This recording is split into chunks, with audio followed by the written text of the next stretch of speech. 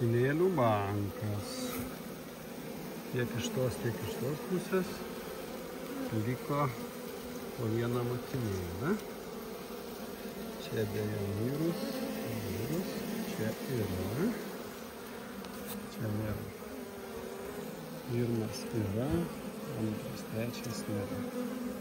Reiškia, kamuolys buvo per priekį labai ir žemai. Nu nieko, mokinamės toliau. O štai čia šeima, kurioje motinėlė buvo iš rudens paleista. Ir va, vaikšto gražuolė. Yra gražuolių vaikščiančių su žiedadulkėm ir yra jau šviežių perų. Kaip pamenat, pasakojau, buvo laikoma šaltai, netgi neuždengtas joks skudurėlis, jokia maiša iš viršaus su žiedu. Ko puikiausiai žiemojo ir gaila neina rezūminti. Gal matosi, gal ne, bet jau yra kiaušinėlių šiandien pridėta. Na ką, sutvarkom. Uždedam folgaizolio plėvelę, va matot. Ir startuojam.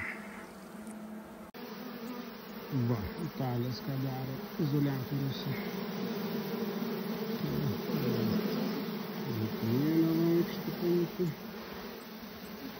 Neprisipynė, net perų pabandė padėti. Pabandė. Okei. Tvarkomės toliau. Na va, tai yra motinėlė, kad ir šaltai žiemoja, bet buvo paleista ir jau turime perų. Ieškom motinėlės, aišku, maisto šiek tiek trūkumas. Na ką, super didžioji mano šeima, ant tiek bitės kietos, kad net pasižiūrėkit, padarytas tarpas izoliatorių motinėlė mūsų bus išėjus. Oho, nerealiai. Jau ir su žiedadulkėm vaikšto, tai nenustepsiu, jeigu rasim ir perų. Nu va, turim gražuolę, kuri išsiveržė pati iš narvelio žiemą. Tiksliau bitės per savo gausą išlaisvina tikriausiai. Ir jau yra šiandien dienos kiaušinėlių. Tos 2-3 dienos šilumos padaręs. Gerai, duosim maisto, duosim žiedadulkių, tai yra duonelės. Viskas bus gerai. Nu, bičių tikrai, wow. Išvadas kol kas anksti gal dar nedarykim, bet turiu gerų minčių.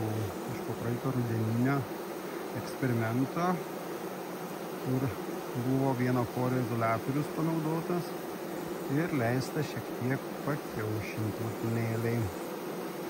Bus matyti. Būdo ne tik bitutės, bet ir buržėlės.